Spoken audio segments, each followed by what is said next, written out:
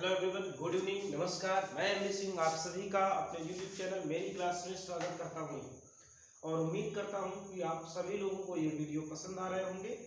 आज हम लोग इतिहास की श्रृंखला शुरू करेंगे और प्राचीन इतिहास से आज हम लोग शुरू करेंगे। ठीक है बच्चों, तो चलिए समय बर्बाद ना करते हुए सीधे हम लोग इतिहास टॉपिक पर आते हैं। इतिहास का बच्चों मतलब क्या होता है? अतीत में निश्चित रूप से ऐसा हुआ हो, अतीत में निश्चित रूप से ऐसा हुआ है, निश्चित रूप से ऐसा हुआ है का स्रोतों के माध्यम से निष्पक्ष होकर आंकड़ा प्रस्तुत करना ही बच्चों क्या कहलाता है? इतिहास कहलाता है। इसीलिए कुछ विद्वानों ने बीते हुए समय को इतिहास की संज्ञा दी है। ठीक है, इसमें ज्यादा हम लोग डिटेल में नहीं जाएंगे, वनडे एग्जाम की दृष्टि से देखेंगे। तो इतिहास क्या हो गया बच्चों? बीता हुआ समय या अतीत में निश्चित रूप से जो घटित हुआ है उसे निष्पक्ष स्रोतों के माध्यम से आंकड़ों से एकत्र करके समाज में रखने की घटना या विवरण ही इतिहास कहलाता है। इसीलिए इसे कालक्रमिक विवरण भी कहा जाता है। अगर हम बच्चों इतिहास के पिता की बात करें कि इतिहास का पिता किसे कहा जाता है, तो इतिहास का पिता बच्चों हेरोडोटस को कहा जाता है। किसे कहा जाता है? हेरोडोटस को बच्चों इतिहास का पिता कहा जाता है। पहली बार हेरोडोटस को सिसरो ने इतिहास का पिता कहा था। किसने कहा था? सिसरो ने इन्हें फादर ऑफ हिस्ट्री के रूप में बच्चों नाम दिया था। अगर हम संस्कृत में देखें तो हेरोडोटस का नाम संस्कृत भाषा में हरिदत्त के रूप में मिलता है। संस्कृत में इसका उल्लेख किस नाम से किया गया बच्चों? तो हरिदत्त के नाम से इसका उल्लेख किया गया है। आप इसका स्क्रीनशॉट ले सकते हैं। इतिहास का मतलब हो गया निश्चित रूप से ऐसा हुआ हो जिसको इसके पिता हेरोडोटस है। हेरोडोटस को इतिहास का पिता किसने कहा था? सिसरो ने कहा था। संस्कृत भाषा में इसका नाम क्या मिलता है बच्चों? हरिदत्त मिलता है। अगर हम इतिहास की बात करें तो स्रोतों के आधार पर हम इसे 3 चरणों में बांट सकते हैं। किसके आधार पर? स्रोत के आधार पर हम इतिहास को बच्चों 3 चरणों में बांट सकते हैं। कौन कौन से चरण होंगे? तो पहला होगा प्रागैतिहासिक काल। बच्चों पहला कौन सा होगा? प्रागैतिहासिक काल पहला चरण होगा। ठीक है, प्रागैतिहासिक काल। ठीक बच्चों, तो ये पहला चरण होगा। दूसरा चरण होगा आद्य ऐतिहासिक काल। कौन सा काल बच्चों? तो दूसरा होगा आपका आद्य ऐतिहासिक काल। और तीसरा है आपका ऐतिहासिक काल। तीसरा कौन सा काल होगा बच्चों? ऐतिहासिक काल। ऐतिहासिक काल। तो स्रोतों के आधार पर इतिहास को बच्चों 3 भागों में बांटा गया है। प्रागैतिहासिक काल, आद्य ऐतिहासिक काल और ऐतिहासिक काल। अब हम बात करें कि स्रोत क्या है? पुरातत्व और साहित्य के आधार पर इनका विवरण किया गया है। पुरातत्व से मतलब क्या होता है? जमीन के अंदर से कुछ भी खोद कर निकाला जाए या कुछ भी मिले खुदाई के दौरान, वो सारा हिस्सा किसका होता है बच्चों? वो सबका सब पुरातत्व के अंतर्गत आता है। किसके अंतर्गत आता है? पुरातत्व आर्कियोलॉजी डिपार्टमेंट के अंतर्गत आता है। पुरातत्व विभाग के अंतर्गत उसे काउंट किया जाता है। उसी के आधार पर, पुरातत्व के आधार पर हम लोग इन कालों का विवरण करते हैं। तो पुरातात्विक साक्ष्य के आधार पर ऐसा काल जिसमें पत्थरों का ही प्रयोग करना मनुष्य जानता था, लेखन शैली नहीं थी, कोई साहित्य का साक्ष्य उपलब्ध नहीं है, उस काल को बच्चों प्रागैतिहासिक काल कहा जाता है। अर्थात पाषाण काल जो है, पत्थरों का जो काल है, उसे प्रागैतिहासिक काल कहा गया है। ठीक है, इसमें खुदाई के दौरान कोई साहित्यिक साक्ष्य नहीं मिला है। आद्य ऐतिहासिक में हम कहेंगे कि पाषाण काल यानी पत्थरों के साथ साथ साहित्यिक सामग्री भी प्राप्त हुई है। इसके अंतर्गत बच्चों हम लोग हड़प्पा सभ्यता या सिंधु घाटी सभ्यता को रखते हैं, परंतु इसे भी पढ़ा नहीं जा सका या सिंधु घाटी सभ्यता की लिपि को पढ़ा नहीं जा सका और इसीलिए इसे आद्य ऐतिहासिक काल में रखा गया है। यानी ऐसा काल जिसमें साहित्यिक साक्ष्य थे फिर भी पढ़े नहीं जा सके, उस काल को आद्य ऐतिहासिक काल कहा गया है। उदाहरण के रूप में हड़प्पा सभ्यता या सिंधु घाटी सभ्यता को इसमें रखा जा सकता है। अगर हम बच्चों ऐतिहासिक काल की बात करें तो इसमें साहित्यिक साक्ष्य उपलब्ध थे, पढ़ा भी जा सका है, वैदिक काल, बौद्ध काल, जैन काल। तो वैदिक काल में अपने वेद, उपनिषद, पुराण, आरण्यक बहुत सारे ग्रंथ हैं जिन्हें पढ़ा जा सकता है, पढ़ा भी गया है। और बौद्ध और जैन काल आगे इससे बढ़ेंगे तो ऐतिहासिक काल वह काल है जहाँ से साहित्यिक साक्ष्य मिलते हैं और उन्हें पढ़ा जा सकता है, यानी वैदिक काल से आगे का काल। तो फिर से देख लीजिए बच्चों इनको एक बार। निश्चित रूप से ऐसा घटित हुआ हो उसे इतिहास कहा जाता है। उसके काल क्रमिक विवरण की घटनाक्रम को इतिहास कहा जाता है। इतिहास का पिता हेरोडोटस को कहा गया है। इसे फादर ऑफ हिस्ट्री की उपमा सिसरो ने दी थी। संस्कृत में हेरोडोटस को हरिदत्त के नाम से जाना जाता है। पुरातात्विक साक्ष्यों और स्रोतों के आधार पर इतिहास को 3 कालखंडों में बांटा गया है। पहला है प्रागैतिहासिक काल, दूसरा आद्य ऐतिहासिक काल और तीसरा ऐतिहासिक काल। प्रागैतिहासिक काल को पाषाण काल कहा जाता है। आद्य ऐतिहासिक काल में सिंधु सभ्यता या सिंधु घाटी सभ्यता या हड़प्पा सभ्यता को रखा गया है। ऐतिहासिक काल में वैदिक काल से लेकर अभी तक का काल या जो भी पढ़ने लिखने का काल है वो सब ऐतिहासिक काल में रखा गया है। इसमें लिखित साक्ष्य, पढ़ने लिखने की जानकारी नहीं थी। इसमें साहित्यिक साक्ष्य होने के बाद भी पढ़ा नहीं जा सका। इसमें लिखने पढ़ने दोनों की जानकारी उपलब्ध थी। ठीक है बच्चों, इसका आप स्क्रीनशॉट ले लीजिए। चलिए दूसरा पॉइंट हम बात करते हैं। प्रागैतिहासिक काल की हम लोग बात करेंगे। ठीक है, 3 चरणों में आपने इतिहास को बांटा है। प्रागैतिहासिक काल को फिर से 3 चरणों में बांटा गया था, तो इसकी अब हम बात करेंगे। प्रागैतिहासिक काल कौन सा काल बच्चों? प्रागैतिहासिक काल। ठीक है, इसी को पाषाण काल भी कहा जाता है। सबसे पहले इसका अध्ययन बच्चों किसने किया था? तो रॉबर्ट ब्रूस फुट महोदय ने किया था। सबसे पहले इसका अध्ययन बच्चों किसने किया था? तो रॉबर्ट ब्रूस फुट महोदय ने भारत में या प्राचीन भारत के इतिहास में अगर हम बात करेंगे प्रागैतिहासिक काल का विवरण सबसे पहले किसने किया था या सबसे पहले उसका अध्ययन किसने किया था, तो आपको ये नाम याद करना पड़ेगा। रॉबर्ट ब्रूस फुट महोदय ने प्रागैतिहासिक काल का प्रथम अध्ययन किया था। अब अगर इसकी बात करें तो इसका विभाजन वर्ष 1820 में इसे 3 कालखंडों में जर्गेनस थॉमसन ने किया था। जर्गेनस थॉमसन ने इसे 3 चरणों में बांटा हुआ है। प्रागैतिहासिक काल को भी 3 भागों में बांट दिया गया था। किसके द्वारा? जर्गेनस थॉमसन के द्वारा 1820 में प्रागैतिहासिक काल को 3 भागों में बांटा गया। कौन कौन से काल थे बच्चों?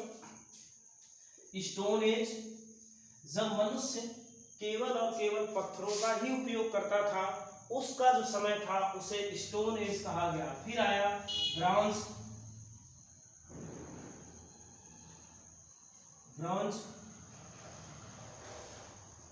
और फिर आया आयरन। समझिएगा, इसको कांस्य युगीन भी बच्चों कहा जाता है। ठीक है, ताम्र युगीन या कांस्य युगीन। जब मनुष्य केवल और केवल पत्थर का ही प्रयोग करता था, उस समय के काल को बच्चों पाषाण काल कहा गया या पत्थर का काल कहा गया। उसी को स्टोन एज कहा गया। जब मनुष्यों के द्वारा केवल और केवल पत्थरों का ही उपयोग किया जाता था, कुछ समय पश्चात आगे चलकर उसने कांसे का प्रयोग करना सीख लिया और इसीलिए इसे कांस्य युगीन या ब्रॉन्ज एज भी कहा गया। कांसा बच्चों तांबा और टिन धातु का मिश्रण होता है। किसका मिश्रण होता है? तांबा और टिन धातु का मिश्रण होता है। इस समय तांबे का और कांसे का प्रयोग शुरू हो गया था, इसलिए इसे कांस्य युगीन सभ्यता कहा गया। आगे चलकर लोहे की खोज हो गई और इस समय जब लोहे के उपकरणों की शुरुआत हुई तो उसे बच्चों आयरन एज या लौह युग कहा गया।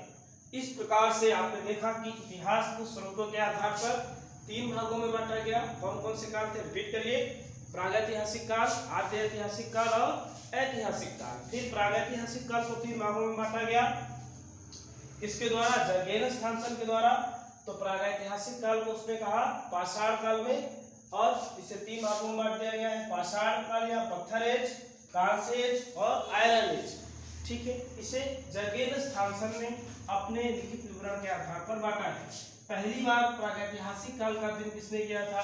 रॉबर्ट ब्रूस फुट महोदय ने किया। चलिए अब हम वापस प्रागैतिहासिक काल को फिर से 3 भागों में बांटेंगे। समय के आधार पर इसे फिर से 3 काल में बांटा गया था। पत्थरों के उपयोग के आधार पर हम इसे वापस 3 कालखंडों में बांट चुके हैं। अब हम फिर से इसका विभाजन करेंगे, किसका? पाषाण काल। भारत में अगर हम पुरातत्व विभाग की बात करें, किसकी बात करें? पुरातत्व का जनक, भारतीय पुरातत्व का जनक अलेक्जेंडर कनिंघम को कहा जाता है। ये भी याद रखिएगा, अलेक्जेंडर कनिंघम।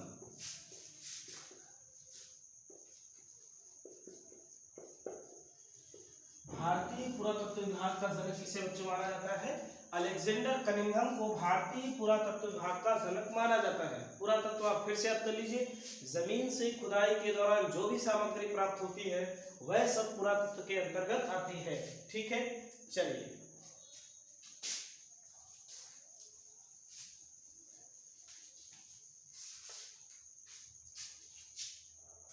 अब बच्चों पाषाण काल को वापस बांट देते हैं 3 कालखंडों में। पाषाण काल को भी बांटा गया है। अभी आपने औजारों के उपयोग के आधार पर देखा कि हमने क्या किया, 3 कालखंड प्रागैतिहासिक काल के पढ़े। जब मनुष्य पत्थर के औजार बनाता था तो उसे पाषाण युग या पत्थर युग कहा गया। जब कांसे और तांबे का प्रयोग करने लगा तो उसे कांस्य युगीन कहा गया, और जब लोहे के उपकरण यूज करने लगा तो उसे लौह युग कहा गया। अब हम पाषाण काल को बांटेंगे बच्चों। पाषाण काल को भी 3 कालखंडों में बांटा गया है। समय के आधार इसके 3 चरण है। पहला है पुरा पाषाण काल बच्चों। कौन सा है पहला? पुरा पाषाण काल। दूसरा है आपका बच्चों मध्य पाषाण काल। मध्य पाषाण काल। और तीसरा है बच्चों और सबसे महत्वपूर्ण काल यही है, नवपाषाण काल। सबसे महत्वपूर्ण कौन सा है बच्चों? नवपाषाण काल। देखिए कंजूसी न करिए, जितने लोग हैं सभी लोग सब्सक्राइब करें, लाइक करें अधिक से अधिक और शेयर करें। पूरा पाषाण काल, मध्य पाषाण काल और नवपाषाण काल। पूरा पाषाण काल के समय की बात करें तो ये बच्चों 25 लाख ईसा पूर्व। ईसा का मतलब होता है बीसी से, और एडी का मतलब होता है बच्चों ईसवी से। अगर बीसी लिखा है मतलब ईसा पूर्व की बात करना है, ठीक है बच्चों। और अगर एडी लिखा हुआ है इसका मतलब है ईसवी से, ठीक है। इसका मतलब किससे है? ईसवी से, ठीक है। चलो, तो पूरा पाषाण काल का समय बच्चों 25 लाख से ईसा पूर्व से 10,000 ईसा पूर्व तक का जो समय है वो पूरा पाषाण काल का समय कहलाता है। मध्य पाषाण काल के समय की बात करें तो ये 10,000 ईसा पूर्व से 4,000 ईसा पूर्व तक का जो समय है, 4,000 ईसा पूर्व तक का जो समय है बच्चों, वो क्या कहलाता है? वो मध्य पाषाण काल कहलाता है। नव पाषाण काल को लेकर विवाद है। कुछ लोग इसे 4,000 ईसा पूर्व से 1,000 ईसा पूर्व तक का मानते हैं, और कुछ लोग इसे 10,000 से 1,000 ईसा पूर्व तक को मानते हैं। कुछ लोगों का कहना है कि मध्य पाषाण काल और नव पाषाण काल लगातार साथ साथ शुरू हुए और इसलिए इनको संक्रमण काल भी माना जाता है। क्या माना जाता है बच्चों? इनको संक्रमण काल माना जाता है। संक्रमण क्या क्या होता है? जब दो चीजें एक दूसरे पर आकर मिलने लगे, एक दूसरे से टकराने लगे, जहां स्पर्श करने लगे, वही क्षेत्र आपका क्या कहलाता है? संक्रमण काल कहलाता है। आप ऐसा समझिए, ये जो क्षेत्र हुआ रक्त का, जिसमें दोनों चीजें आपस में मिल रही हैं, ये अलग हो गया, ये अलग हो गया, तो ये हिस्सा जिसमें दोनों आपस में संपर्क में है वही इन दोनों का संक्रमण काल कहलाता है। तो ऐसा कहा गया है कि नव पाषाण काल और मध्य पाषाण काल का समय संक्रमण काल का समय था। इसलिए इतिहासकारों में इनके समय को लेकर भी मतभेद है। पूरा पाषाण काल सबसे लंबा काल था। अगर क्वेश्चन पूछे कि सबसे लंबा काल मनुष्य का कौन सा रहा, तो पूरा पाषाण काल अब तक का सबसे लंबा काल है 25 लाख ईसा पूर्व से 10,000 ईसा पूर्व तक का। फिर मध्य पाषाण काल 10,000 ईसा पूर्व से, बच्चों ये 10,000 है, ठीक है, के से मतलब 1000 से है, 10,000 ईसा पूर्व से 4,000 ईसा पूर्व तक रहा। और नव पाषाण काल 4,000 ईसा पूर्व से 1,000 ईसा पूर्व तक का जो समय रहा उसे बच्चों नव पाषाण काल कहा गया है। अब अगर हम बात करें पूरा पाषाण काल को, तो इसको भी बच्चों 3 चरणों में बांटा गया है। पूर्व पूरा पाषाण काल, मध्य पूरा पाषाण काल और उच्च पूरा पाषाण काल। ठीक है बच्चों, अब हम लोग पूरा पाषाण काल की बात करेंगे। किसकी बात करेंगे? पूरा पाषाण काल की बात करते हैं। इसके बारे में थोड़ा सा जानिए। इस समय के जो क्या लक्षण थे, पूरा पाषाण काल की बात करते हैं। इस समय का जो मनुष्य था वो किस प्रकार का था? आखेटक, शिकारी स्वभाव का था। कैसा था बच्चों? आखेट करता था, शिकार करता था, यानी शिकारी था, और खाद्य संग्राहक था। ये दो महत्वपूर्ण बातें हैं। कैसा था? आखेटक था और खाद्य संग्राहक था। खाद्य संग्राहक से मतलब क्या है? मान लीजिए कि कुछ मनुष्य किसी जंगल में चले गए तो वहां तब तक रहते थे जब तक वहां पर जीव जंतुओं की संख्या ज्यादा है। क्यों? खाद्य की आवश्यकता थी, भोजन की आवश्यकता थी, इसलिए। और जब संख्या कम हो जाती थी तो वो दूसरे जंगल में चले जाते थे। यानी उनकी प्रकृति कैसी थी? अभी भी शिकारी प्रवृत्ति के थे, भोजन संग्रह के लिए जंगल से जंगल में रहते थे। स्थायी निवास की कोई प्रवृत्ति नहीं है, पशुपालन या कृषि में कोई उनका अभी तक लगाव नहीं है। तो कैसे हैं? आखेटक स्वभाव के हैं और भोजन की तलाश में ही इधर उधर घूमते रहते हैं। ये पहला लक्षण है पूरा पाषाण काल का। दूसरा, अगर हम बात करें कि इस समय के औजार कैसे थे, तो इस समय के औजार में क्वार्टजाइट पत्थर, कौन सा पत्थर बच्चों? क्वार्टजाइट पत्थर का प्रयोग किया गया है इस समय के हथियारों में। और ये बड़े बड़े पत्थरों के हथियार बनाया करते थे। कैसे हथियार बनते थे बच्चों? बड़े बड़े पत्थरों के हथियार बना करते थे। इस समय क्वार्टजाइट, सल्फ और ब्लेड जैसे पत्थरों का प्रयोग किया जाता था पूरा पाषाण काल में। तो ये लक्षण रहे। आखेटक और खाद्य संग्राहक थे, क्वार्टजाइट, बड़े बड़े पत्थर, सल्फ का प्रयोग करके उपकरणों को बनाते थे।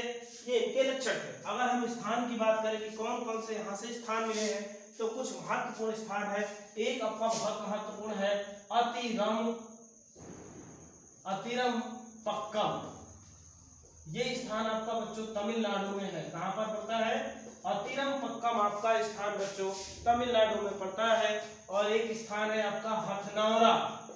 कौन सा स्थान है बच्चों? हथनौरा मध्य प्रदेश में पड़ता है। इन दोनों स्थानों से बच्चों मानव की खोपड़ी का साक्ष्य मिला है। क्या मिला है? मानव खोपड़ी का साक्ष्य मिला है, जो कि पूरा पाषाण कालीन खोपड़ी है, यानी 25 लाख से 10,000 ईसा पूर्व की साक्ष्य की है। तो ये दोनों प्लेस आपको याद करने पड़ेंगे। अतिरम पक्कम तमिलनाडु का और हथनौरा मध्य प्रदेश का, जहां से इसका साक्ष्य मिला है बच्चों, मानव खोपड़ी का साक्ष्य मिला है। ठीक है, तो तीन चीजें समझ में आ गई, स्थल भी समझ में आ गए। चलिए, तो और अभी थोड़ा सा समझ लीजिए। पूरा पाषाण काल की ही बात कर रहे हैं। किसकी बात हो रही है बच्चों? पूरा पाषाण काल की बात हो रही है। भीमबेटका एक स्थान है मध्य प्रदेश में। भीमबेटका ये नर्मदा घाटी में पड़ता है क्षेत्र। कहाँ पड़ता है? नर्मदा घाटी मध्य प्रदेश में ये क्षेत्र पड़ता है। यहाँ से प्राचीन काल के चित्रकारी के साक्ष्य मिलते हैं। मोस्ट इंपोर्टेंट है, प्राचीन कालीन चित्रकारी के साक्ष्य मिलते हैं। ठीक है बच्चों, क्या मिलता है? प्राचीन काल के चित्रकारी साक्ष्य मिलते हैं। एक और विशेषता है भीमबेटका की, यहाँ से तीनों काल के चित्र मिलते हैं। ठीक है, फिर से देख लीजिए, एक बार वापस रिपीट कर लेते हैं। इतिहास क्या है बच्चों? अतीत में निश्चित रूप से ऐसा हुआ हो का कालक्रमिक विवरण उपलब्ध कराना ही इतिहास है। इतिहास का पिता हेरोडेटस है। फादर ऑफ हिस्ट्री के रूप में सिसरो ने उसको नाम दिया था। संस्कृत में उसका नाम हरिदत्त मिलता है। पुरातात्विक स्रोतों के आधार पर इतिहास को 3 खंडों में बांटा गया है। प्रागैतिहासिक काल, ऐतिहासिक काल, बीच में आपका आद्य ऐतिहासिक काल आता है। प्रागैतिहासिक काल वह काल है बच्चों जब पढ़ना लिखना नहीं जानते थे, केवल और केवल पत्थरों का उपयोग करते थे, यानी लिखित साक्ष्य उपलब्ध नहीं थे। दूसरे में साक्ष्य उपलब्ध है लेकिन पढ़ा नहीं जा सका, वो आद्य ऐतिहासिक था, जैसे हड़प्पा सभ्यता या सिंधु घाटी सभ्यता। ऐतिहासिक काल में साहित्यिक साक्ष्य उपलब्ध थे, पढ़ा जा सका। वैदिक सभ्यता, बौद्ध, जैन आदि बहुत सारे ग्रंथ हैं। ठीक है, फिर हम लोगों ने औजारों के उपकरण के आधार पर प्रागैतिहासिक काल को 3 भागों में बांटा। जर्गेसन थॉमसन ने बांटा, पाषाण काल, कांस्ययुगीन काल और लौह काल या कांस्ययुगीन, पत्थर एज, इस तरह फिर बांटा गया है। पाषाण काल को पूरा पाषाण काल, मध्य पाषाण काल और नवपाषाण काल। पाषाण काल में आखेटक हुआ करते थे, खाद्य संग्राहक हुआ करते थे। पूरा पाषाण काल में बड़े बड़े पत्थरों के हथियार बनाते थे। ये इसकी बात है। क्वार्टजाइट, सल्फ, ब्लेड आदि पत्थरों का प्रयोग करते थे। स्थानों की बात करें तो अतिरमपक्कम नामक और हथनौरा मध्य प्रदेश से मानव खोपड़ी के साक्ष्य मिले हैं। भीमबेटका नर्मदा घाटी में स्थित है, ये मध्य प्रदेश में है। यहाँ से प्राचीन काल चित्रकारी के साक्ष्य भी मिलते हैं। ये तीनों कालखंड के चित्र हैं। ठीक है बच्चों, तो ये भी याद रखिएगा।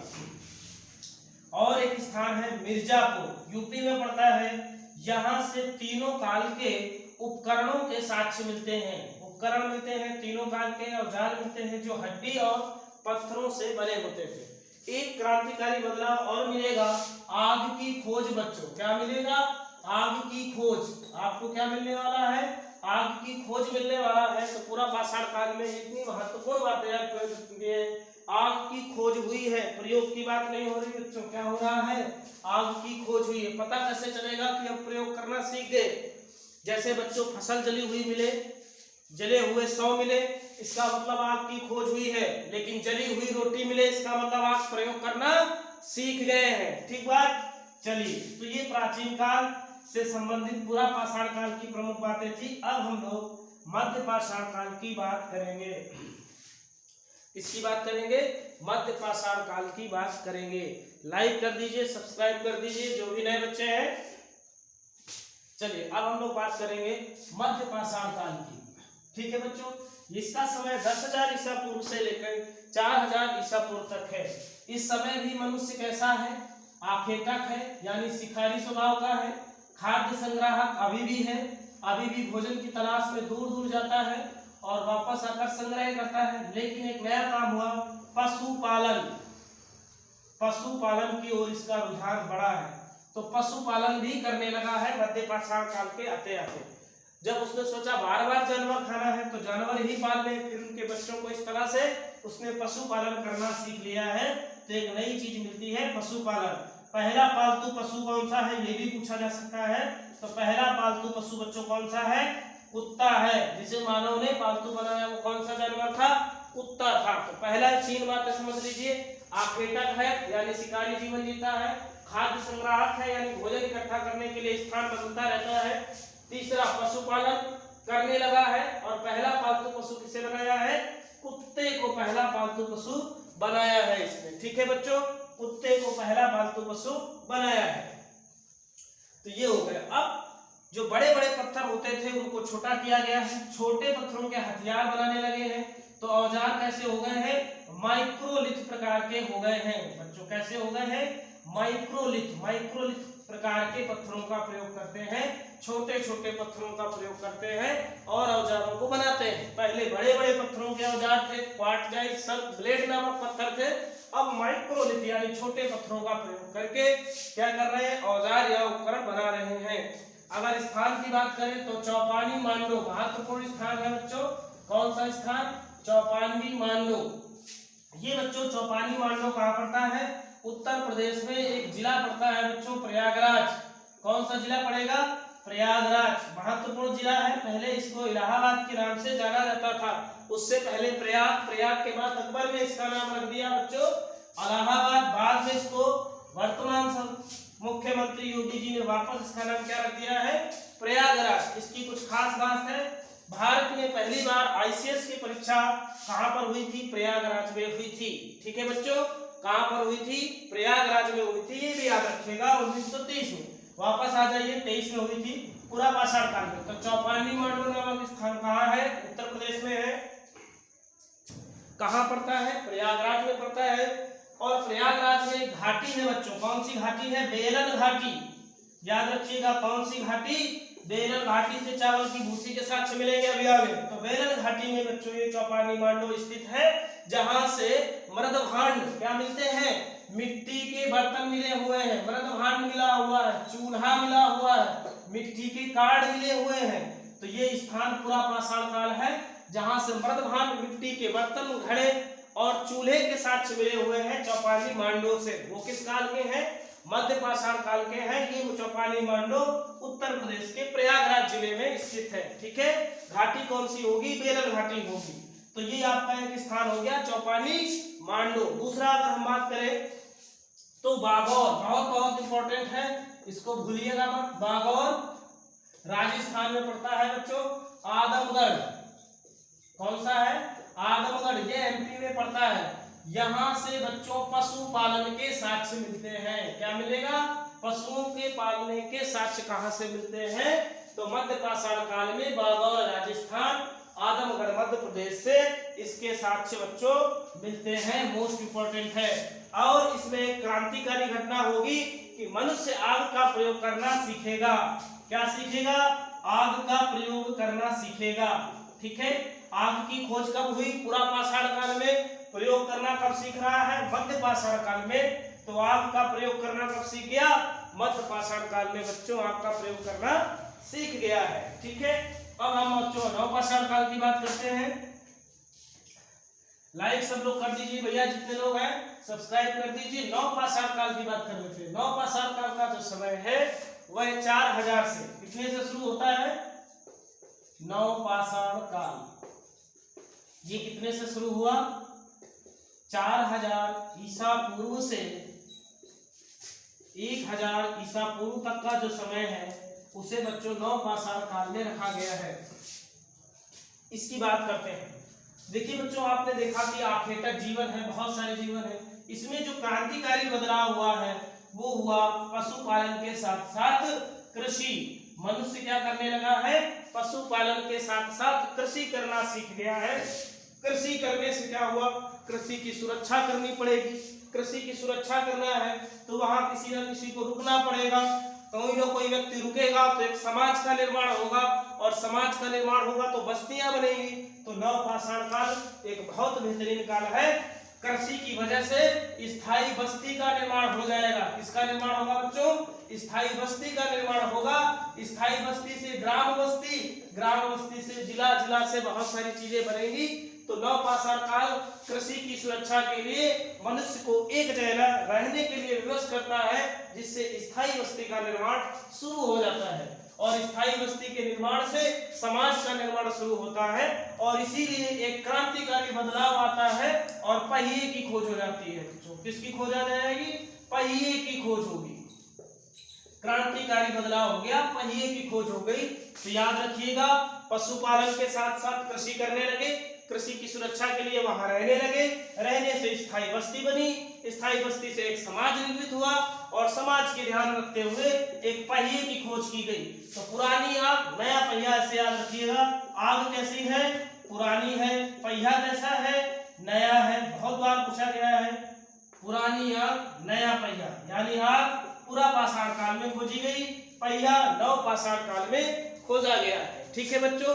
तो नवपाषाण काल ने क्या दिया है? कृषि दिया है, पशुपालन बेहतर तरीके से दिया है, स्थायी बस्ती दी है, समाज दिया है, ग्रामीण बस्ती की स्थापना के क्षेत्र खोल दिए हैं, नई नस्ल के पशुओं को पाला जा रहा है।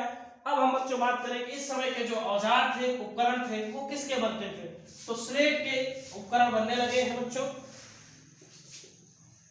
स्लेट के उपकरण बनाए जा रहे हैं। किसके? स्लेट के उपकरण बनाए जा रहे हैं इस समय। अगर हम प्लेस की बात करें, स्थान में, तो बच्चों यहाँ पर एक स्थान है बुर्ज होम। कौन सा स्थान है?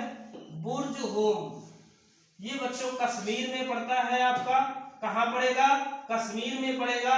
और यहाँ से गर्तवास के साक्ष्य मिलते हैं। किसके साक्ष्य मिलने वाले हैं? गर्तवास के साक्ष्य मिलते हैं। गर्त माने होता है गड्ढा, और वास माने होता है स्थान। गर्तवास का मतलब क्या हो गया? जानवरों से बचने के लिए, ठंड से बचने के लिए गड्ढा बनाकर उसके नीचे घुस जाने के लिए जो आवास बनाए जाते थे उसे गर्तवास कहा जाता था। तो गर्तवास के साक्ष्य कहां से मिले हैं? बुर्ज होम से मिले हैं, जो नवपाषाण काल के हैं। किस काल के हैं बच्चों? नवपाषाण काल के हैं। ठीक है। और हम बात करें तो यहीं से कब्र के साथ, मानव कब्र के साथ, मानव कब्र के साथ कुत्ते के शव का साक्ष्य मिला है। ये भी याद रखिएगा। कहां से बच्चों? तो ये आपका बुर्ज होम से ही मानव कब्र के साथ कुत्ते को दफनाने का साक्ष्य भी मिला हुआ है। ठीक है। बुर्ज होम से। ये कहां पर है? कश्मीर में है बच्चों। कश्मीर से ही एक स्थान मिलता है गुफ्फर काल। कौन सा बच्चों? गुफ्फर काल या गुफ्फर काल। ये स्थान भी कहां है? कश्मीर में ही स्थित है। यहाँ से भी नवपाषाण काल के स्थलों की जानकारी मिलती है। ठीक है, ऐसे ही एक स्थान है बच्चों बिहार में, चिरांद। कौन सा है? चिरांद बिहार में है। चिरांद नामक स्थान जहां से हड्डी के औजार मिलते हैं और नवपाषाणकालीन साक्ष्य मिलते हैं। मोस्ट इंपोर्टेंट स्थान है चिरांद, नवपाषाणकालीन स्थल है, बिहार में है। हड्डी के औजार मिलते हैं। गुप्त कराल से भी नवपाषाणकालीन स्थल मिलते हैं। बुर्ज होम से गद्दवास मिलता है। मानव कब्र के साथ कुत्ते को दफनाने का साक्ष्य भी बच्चों मिलता है। ठीक है, अगर हम बात करें कि मेहरगढ़ एक स्थान है बच्चों, मेहरगढ़ कौन सा स्थान है? मेहरगढ़ स्थान पड़ता है आपका बलूचिस्तान। कौन सा बच्चों? बलूचिस्तान, मेहरगढ़। ये स्थान बच्चों कहाँ है? बलूचिस्तान में है, मेहरगढ़। और यहाँ से बच्चों क्या मिला है? तो यहाँ से बच्चों कृषि का प्राचीनतम साक्ष्य मिलता है। किसका साक्ष्य मिलता है? कृषि का प्राचीनतम साक्ष्य मेहरगढ़ से बच्चों मिलता है। ठीक है, अगर हम बात करें कोल्डिहवा, तो यहाँ से बच्चों कोल्डिहवा से क्या मिला है? तो यहाँ से चावल के साक्ष्य मिलते हैं। ठीक है, ये याद रखिएगा, यहाँ से चावल के साक्ष्य और मेहरगढ़ बलूचिस्तान से कृषि के साक्ष्य बच्चों मिलते हैं। ठीक है, तो देखिए नवपाषाण काल में पहिया मिल गया, सामाजिक बस्ती मिल गई, कृषि मिल गया, पशुपालन मिल गया और एक बेहतरीन आने जाने के साधन के लिए पहिया मिला। मेहरगढ़ से पहली बार कृषि के प्राचीनतम साक्ष्य, कोल्डिहवा इलाहाबाद के नजदीक पड़ता है बेलन घाटी में, वहां से चावल के साक्ष्य या भूसी के साक्ष्य मिले हुए थे। अब हम बच्चों बात करें तो मानव द्वारा प्रयुक्त पहला उपकरण कौन सा था? मानव द्वारा प्रयुक्त प्रथम उपकरण बच्चों कौन है? तो कुल्हाड़ी मानव ने सबसे पहले प्रयोग किया है, तो इसे भी आप याद रखिएगा। पहला बनाया गया पालतू पशु कौन सा है बच्चों? तो पहला पालतू पशु कौन सा है? कुत्ता है। ठीक है, पहली धातु कौन सी है बच्चों? पहली धातु कौन सी है? तो पहली धातु तांबा है। कौन सी है? तांबा है। तो ये भी याद रखिएगा। उम्मीद करते हैं ये वीडियो आपको पसंद आएगा। ज्यादा से ज्यादा लोग लाइक करें, शेयर करें, सब्सक्राइब करें। धन्यवाद, गुड नाइट।